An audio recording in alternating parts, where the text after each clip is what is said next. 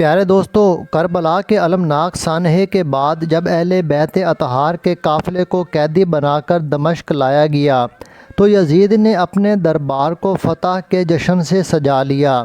اسے گمان تھا کہ وہ میدان کربلا میں اپنی کامیابی کا اعلان کرے گا اور دنیا اس کے سامنے سر جھکا دے گی، لیکن اسے کیا معلوم تھا کہ اسی دربار میں ایک ایسی خاتون قدم رکھنے والی ہے جن کے الفاظ اس کی سلطنت کی بنیادوں کو ہلا کر رکھ دیں گے۔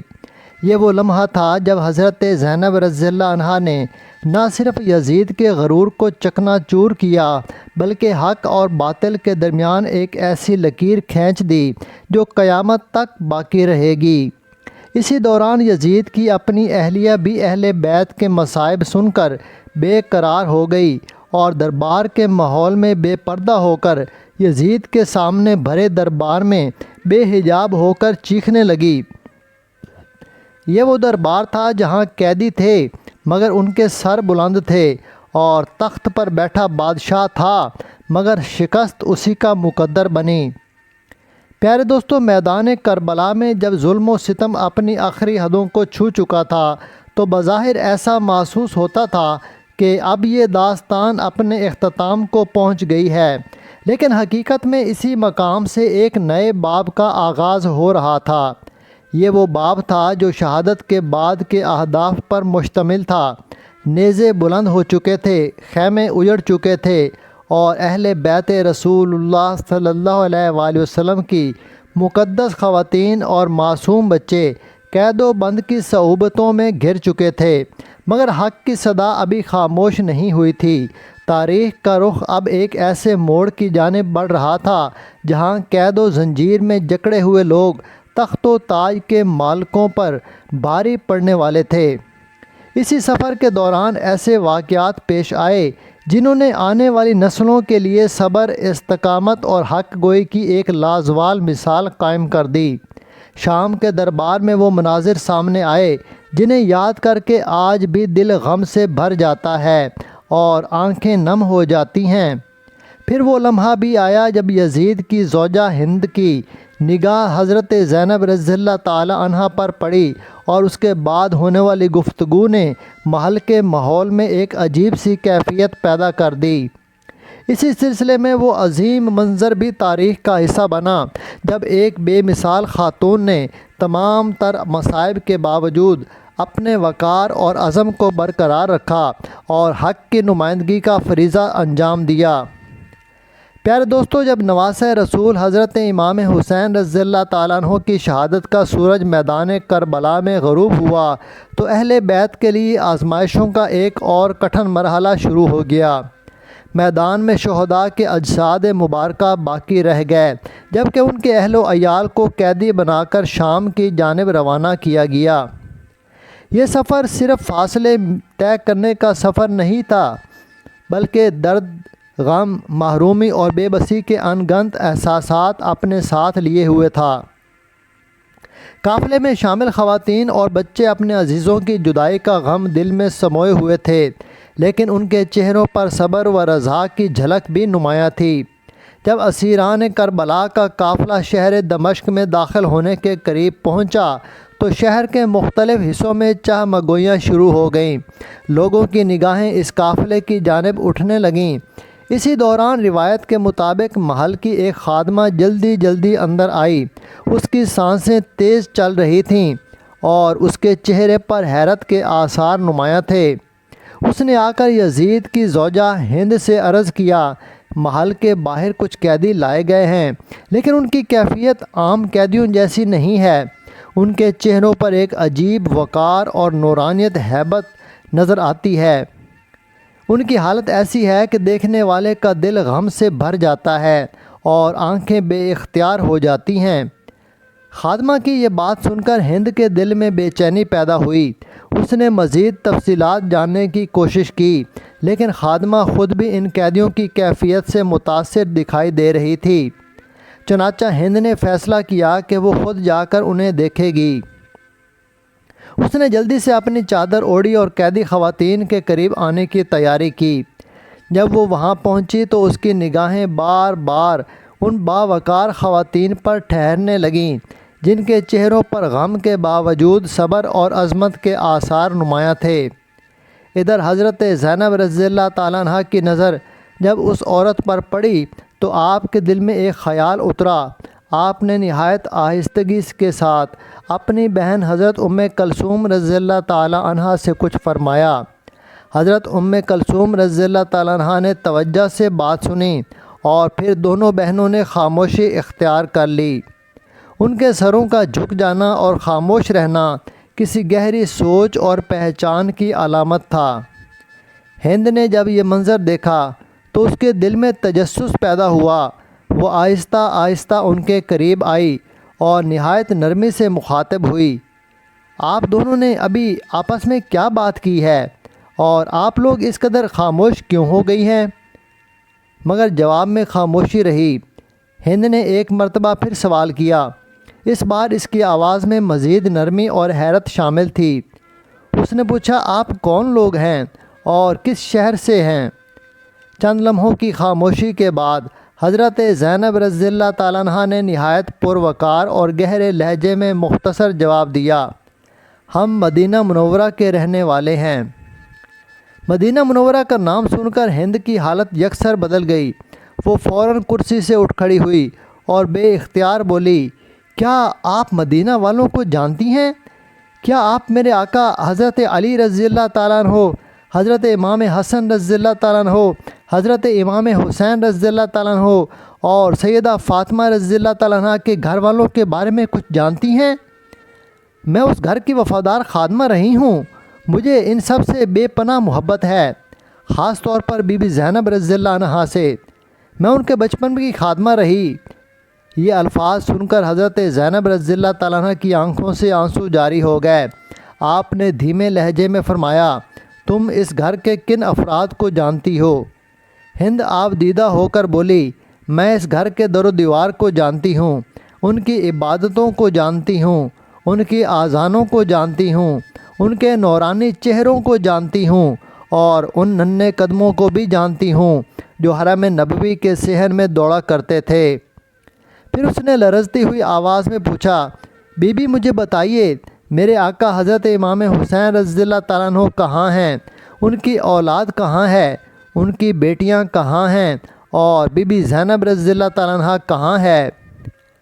حضرت زینب رضی اللہ تعالیٰ عنہ نے اس کی آنکھوں میں دیکھا اور فرمایا، تو نے حضرت علی رضی اللہ تعالیٰ عنہ کے گھر والوں کا حال پوچھا ہے۔ ہم اسی گھر کے افراد ہیں۔ تو نے حضرت امام حسین رضی اللہ تعالیٰ عنہ کے بارے میں پوچھا، تو یہ جو سر تمہارے شہر میں لایا گیا ہے یہ تمہارے آقا حسین رضی اللہ تعالیٰ عنہ کا سر ہے۔ تو نے اولاد علی کا حال پوچھا، تو عباس، قاسم، اون اور محمد سب کو ہم کربلا کے میدان میں چھوڑ آئے ہیں، پیاسے، زخمی اور بے گور و کفن۔ تو نے حضرت امام حسین رضی اللہ تعالیٰ عنہ کی نسل کے بارے میں پوچھا، تو ان کا صرف ایک بیٹا باقی ہے، حضرت علی بن حسین رضی اللہ تعالیٰ عنہ، جو بیماری کی وجہ سے کمزور ہیں اور قید ہیں۔ اور تو نے زینب کا پوچھا تھا، تو اے ہند، میں ہی زینب ہوں اور یہ میری بہن کلثوم رضی اللہ تعالیٰ عنہ ہے۔ یہ سننا تھا کہ ہند کے منہ سے ایک دردناک چیخ نکل گئی۔ اس کا جسم کانپنے لگا اور وہ غم سے نڈھال روتے ہوئے پکار اٹھی، ہائے میرے آقا حسین! پھر وہ مسلسل گریہ وزاری کرنے لگی۔ کچھ دیر بعد جب اسے سنبھالا گیا تو حضرت زینب رضی اللہ تعالیٰ عنہ نے اس سے فرمایا، اے ہند، تم اپنے گھر لوٹ جاؤ، ہم اپنے غم خود برداشت کر لیں گی۔ ہم نہیں چاہتے کہ ہماری وجہ سے تم بھی کسی آزمائش میں مبتلا ہو جاؤ۔ ہند نے آنسوؤں بھری آنکھوں سے عرض کیا، بی بی، میرے لیے حضرت امام حسین رضی اللہ تعالیٰ عنہ سے زیادہ عزیز کوئی نہیں۔ آج میرا دل ٹوٹ چکا ہے، میری دنیا ویران ہو گئی ہے۔ اے آقا زادیو، آپ سب میرے گھر تشریف لاؤ، ورنہ میں بھی آپ کے ساتھ یہیں رہوں گی اور واپس نہیں جاؤں گی۔ یہ کہہ کر ہند اٹھی، اپنی چادر سنبھالی اور تیزی سے یزید کے دربار کی جانب روانہ ہو گئی۔ اس وقت یزید اپنے چند مہمانوں کے ساتھ دربار میں موجود تھا۔ ناظرین، جب ہند دربار میں پہنچی تو اس کی حالت دیکھ کر ہر شخص حیران رہ گیا۔ اس کی آنکھیں اشک بار تھیں اور چہرے پر غم اور اضطراب کے آثار نمایاں تھے۔ دربار میں خاموشی چھا گئی۔ یزید حیرت سے اپنی بیوی کی طرف دیکھنے لگا۔ ہند نے لرزتی ہوئی آواز میں کہا، کیا یہی وہ لوگ ہیں جن پر یہ مصیبتیں گزری ہیں؟ کیا یہی رسول اللہ صلی اللہ علیہ وآلہ وسلم کے نواسے حضرت امام حسین رضی اللہ تعالیٰ عنہ کا گھرانہ ہے؟ کیا ان کی بیٹیوں، بہنوں اور اہل خانہ کو قید کر کے یہاں لایا گیا ہے؟ کیا تم جانتے ہو کہ یہ کس عظیم خاندان کے افراد ہیں؟ یہ الفاظ سن کر دربار کا ماحول بدل گیا۔ ہند نے نہایت درد اور رنج کے ساتھ اہل بیت اطہار کے مصائب کا ذکر کیا اور ان کے ساتھ اپنی عقیدت و محبت کا اظہار کیا۔ بازاروں میں، گلیوں میں اور دریاؤں میں اور درباروں میں تو نے انہیں نامحرموں کے سامنے پیش کیا، اور آج مجھے اس حالت میں دیکھ کر تیری نگاہیں جھک رہی ہیں۔ افسوس ہے تجھ پر۔ ہند یہ الفاظ کہتے ہوئے کانپ رہی تھی۔ اس کی آواز میں ایسا درد تھا کہ پورا دربار خاموش ہو کر رہ گیا۔ اس کی فریاد صرف یزید تک محدود نہ رہی بلکہ محل کے دوسرے حصوں تک بھی پہنچ گئی تھی۔ روایتوں میں آتا ہے کہ محل کی دوسری عورتیں، خادمائیں اور لونڈیاں بھی یہ منظر دیکھ کر آبدیدہ ہو گئیں۔ ہر طرف غم کی کیفیت طاری ہو گئی۔ آہوں، سسکیوں اور گریہ و زاری کی آوازیں بلند ہونے لگیں۔ محل کا ماحول یکسر بدل گیا اور ایک عجیب رنج و الم کی فضا قائم ہو گئی۔ پیارے دوستو، ہند اور حضرت زینب رضی اللہ تعالیٰ عنہ کی اس ملاقات کی تفصیلات تاریخی کتابوں میں مختلف انداز سے بیان کی جاتی ہیں، اور بعض روایات میں یہ واقعہ اختصار کے ساتھ مذکور ہے، جبکہ خطبات اور مجالس میں اسے زیادہ تفصیل سے بیان کیا جاتا ہے۔ ان روایات کا بنیادی مقصد اہل بیت اطہار کی مظلومیت اور ان مصائب کو اجاگر کرنا ہے جو ان پر کربلا کے بعد گزرے۔ پیارے دوستو، کربلا کا معرکہ اپنے اختتام کو پہنچ چکا تھا، لیکن حق اور باطل کی کشمکش ابھی باقی تھی۔ اہل بیت رسول اللہ صلی اللہ علیہ وآلہ وسلم کا قافلہ شام کے دربار میں کھڑا تھا۔ یزید اپنی مسند پر بیٹھا تھا اور دربار اپنے پورے جاہ و جلال کے ساتھ سجا ہوا تھا۔ اسی دوران حضرت زینب رضی اللہ تعالیٰ عنہ کی نگاہ حضرت امام حسین رضی اللہ تعالیٰ عنہ کے سر مبارک پر پڑی تو غم کی ایک لہر آپ کے دل میں اٹھی۔ آپ کی آنکھیں اشک بار ہو گئیں اور آپ کے لبوں سے درد بھری صدائیں نکلنے لگیں۔ راوی بیان کرتے ہیں کہ اس موقع پر دربار میں موجود بہت سے لوگ اس منظر سے متاثر ہوئے اور فضا غمگین ہو گئی، لیکن ظلم کی انتہا ابھی باقی تھی۔ روایت کے مطابق یزید نے ایک چھڑی منگوائی اور اس سے سر مبارک کی طرف اشارہ کرنے لگا۔ دربار میں موجود بعض بزرگ صحابہ اور تابعین اس منظر کو دیکھ کر بے حد رنجیدہ ہوئے۔ ان میں حضرت ابوبکر اسلمی رضی اللہ تعالیٰ عنہ کا نام بھی ذکر کیا جاتا ہے۔ انہوں نے یزید کو مخاطب کرتے ہوئے سخت ناراضگی کا اظہار کیا اور یاد دلایا کہ حضرت امام حسن رضی اللہ تعالیٰ عنہ اور حضرت امام حسین رضی اللہ تعالیٰ عنہ رسول اللہ صلی اللہ علیہ وآلہ وسلم کے نواسے ہیں اور ان کے مقام و مرتبے کو پوری امت جانتی ہے۔ یہ الفاظ سن کر دربار کا ماحول مزید بوجھل ہو گیا، لیکن اب خاموش رہنا ممکن نہ تھا۔ اس موقع پر حضرت زینب بنت علی رضی اللہ تعالیٰ عنہ اٹھ کھڑی ہوئیں۔ ظاہری حالات کتنے ہی سخت کیوں نہ تھے، مگر آپ کے عزم، حوصلے اور وقار میں کوئی کمی نہ آئی تھی۔ آپ نے اللہ تعالیٰ کی حمد و ثنا سے اپنے کلام کا آغاز فرمایا، رسول اللہ صلی اللہ علیہ وآلہ وسلم پر درود و سلام بھیجا، اور پھر نہایت جرأت، حکمت اور فصاحت کے ساتھ اپنا خطاب شروع کیا۔ آپ کے الفاظ میں سچائی کی قوت تھی اور آپ کے لہجے میں حضرت علی رضی اللہ تعالیٰ عنہ کے گھرانے کی عظمت جھلک رہی تھی۔ پھر آپ نے یزید کو مخاطب کرتے ہوئے فرمایا، اے یزید، کیا تو یہ گمان کرتا ہے کہ تو نے ہمیں قید کر کے شہر بشہر پھروا کر اور ان ظاہری مصیبتوں میں مبتلا کر کے ہمیں ذلیل کر دیا ہے؟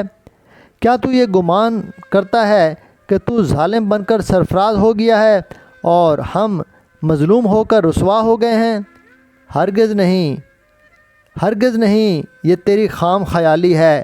آج تو اپنی ظاہری کامیابی پر اتراتا پھر رہا ہے، اپنے اقتدار اور حکومت پر ناز کر رہا ہے، لیکن تو اس مہلت کو نہیں سمجھ سکا جو اللہ تعالیٰ ظالموں کو دیتا ہے۔ قرآن کریم میں ارشاد ہوتا ہے کہ کافر یہ نہ سمجھیں کہ جو مہلت انہیں دی جا رہی ہے وہ ان کے لیے بہتر ہے، بلکہ یہ مہلت اس کے لیے ہے کہ ان کے گناہوں میں اضافہ ہو جائے اور پھر ان کے لیے دردناک عذاب تیار ہے۔ پھر حضرت زینب رضی اللہ تعالیٰ عنہ نے نہایت پرجلال انداز میں یزید کو مخاطب کر کے فرمایا، اے یزید، کیا یہی تیرا انصاف ہے کہ تیری عورتیں پردے اور حجابات میں بیٹھی رہیں، جبکہ رسول اللہ صلی اللہ علیہ وآلہ وسلم کی بیٹیوں اور نواسیوں کو شہر بہ شہر پھرایا جائے؟ کیا تو اسے اپنی کامیابی سمجھتا ہے؟ یاد رکھ، ظاہری طاقت ہمیشہ باقی نہیں رہتی، فیصلے زمین پر نہیں بلکہ آسمانوں میں ہوتے ہیں۔ آپ رضی اللہ تعالیٰ عنہ کے الفاظ دربار کے سکون کو چیرتے چلے جا رہے تھے۔ آپ نے فرمایا، تو یہ نہ سمجھ کہ جو کچھ آج تیرے پاس ہے وہ ہمیشہ رہے گا۔ اللہ تعالیٰ کے ہاں ہر مظلوم کی فریاد محفوظ ہے اور ہر ظالم کو اپنے اعمال کا حساب دینا ہوگا۔ تو جتنا چاہے مکر کر لے، جتنی چاہے تدبیریں کر لے، مگر حق کا نور کبھی بجھایا نہیں جا سکتا۔ روایت ہے کہ جب حضرت زینب رضی اللہ تعالیٰ عنہ کا خطاب اختتام کو پہنچا تو دربار پر ایک گہرا سکون طاری ہو گیا۔ حاضرین پر اس خطاب کا گہرا اثر ہوا۔ یزید بھی خاموش بیٹھا رہا اور کچھ لمحوں تک کسی میں گفتگو کی ہمت نہ رہی۔ حضرت زینب رضی اللہ تعالیٰ عنہ کے الفاظ گویا حق کی گواہی بن کر دربار کی فضا میں گونج رہے تھے۔ ناظرین، اس کے بعد قافلہ دوبارہ قیام گاہ کی طرف لے جایا گیا۔ دمشق کی گلیوں میں لوگ مختلف انداز سے ان قیدیوں کو دیکھ رہے تھے۔ کچھ لوگ حقیقت سے بے خبر تھے، جبکہ کچھ کے دل اہل بیت اطہار کے غم میں ڈوب چکے تھے۔ راستے میں کئی افراد ان پاک ہستیوں کی حالت دیکھ کر اشک بار ہو جاتے اور خاموشی سے دعا کرتے۔ ادھر حضرت زینب رضی اللہ تعالیٰ عنہ کے چہرے پر صبر، وقار اور عزم کی ایسی کیفیت نمایاں تھی کہ مصائب کا پہاڑ بھی اس کے سامنے چھوٹا محسوس ہوتا تھا۔ آپ کی شخصیت گویا صبر و استقامت کی زندہ تصویر بن چکی تھی۔ رات کے وقت قیدیوں کے قیام کی جگہ ہر غم دو کی فضا تھی۔ بچے اور بڑے سب کربلا کے المناک واقعات کو یاد کر کے اشک بہا رہے تھے۔ اسی دوران حضرت سکینہ رضی اللہ تعالیٰ عنہ اپنے بابا حضرت امام حسین رضی اللہ تعالیٰ عنہ کو یاد کر کے بے چین ہو جاتیں اور حضرت زینب رضی اللہ تعالیٰ عنہ انہیں اپنے سینے سے لگا کر تسلی دیتیں۔ ناظرین، اگلے روز یزید نے دوبارہ دربار منعقد کیا۔ مختلف علاقوں سے آئے ہوئے افراد اور درباری وہاں موجود تھے۔ یزید شاید اپنی حکومت کی طاقت ظاہر کرنا چاہتا تھا، لیکن حالات نے رخ بدل لیا۔ جب حضرت امام زین العابدین علی بن حسین رضی اللہ تعالیٰ عنہما کو گفتگو کا موقع ملا تو آپ نے اپنا تعارف ایسے انداز میں پیش فرمایا کہ حاضرین پر گہرا اثر ہوا۔ آپ نے فرمایا، میں علی بن حسین، میں اس گھرانے سے ہوں جسے اللہ تعالیٰ نے عزت بخشی ہے، اور میرا تعلق اس خاندان سے ہے جسے رسول اللہ صلی اللہ علیہ وآلہ وسلم سے نسبت حاصل ہے۔ آپ کے الفاظ سن کر بہت سے لوگوں کی آنکھیں نم ہو گئیں۔ دربار کا ماحول بدلنے لگا اور لوگوں کو احساس ہونے لگا کہ جن افراد کو قیدی بنا کر پیش کیا جا رہا ہے وہ کوئی عام لوگ نہیں بلکہ نبی کریم صلی اللہ علیہ وآلہ وسلم کے اہل بیت ہیں۔ چند روز بعد حالات میں تبدیلی آنے لگی۔ تاریخی روایات کے مطابق بعد میں اہل بیت اطہار کو واپسی کی اجازت دی گئی۔ اس بارے میں مختلف تاریخی روایات موجود ہیں، لیکن ایک بات واضح ہے کہ کربلا کے بعد حضرت زینب رضی اللہ تعالیٰ عنہ، حضرت امام زین العابدین رضی اللہ تعالیٰ عنہ اور دیگر افراد اہل بیت نے صبر، حوصلے اور حق گوئی کی ایسی مثال قائم کی جسے تاریخ کبھی فراموش نہیں کر سکتی۔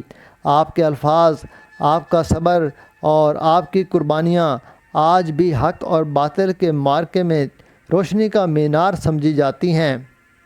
پیارے دوستو، یہ سب واقعات تاریخ کی کتابوں سے لیے گئے ہیں۔ ان واقعات میں کتنی حقیقت ہے یہ اللہ ہی بہتر جانتا ہے۔